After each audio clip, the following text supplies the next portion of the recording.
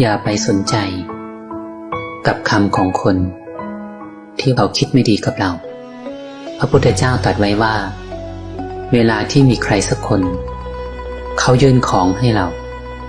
แต่ถ้าเราไม่รับของอันนั้นก็จะกลับไปหาตัวเขาเองหลวงปู่ดูท่านว่าคนดีไม่ตีใครคนที่ว่าร้ายให้คนอื่นนินทาคนอื่นรับหลังเขาจะเป็นคนดีไปไม่ได้นะ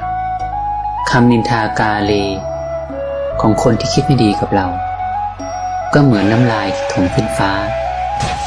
แต่ฟ้าไม่รับน้ำลายนั้นก็จะตกลงมาใส่ตัวเขาเองถ้าเราเป็นคนดีเสียอย่างอย่าไปกลัวคำคนทองแท้ไม่เคยกลัวไฟฉันใดคนดีก็ไม่เกรงกลัวต่อคำนินทาฉันนั่นแหละขอเจริญพร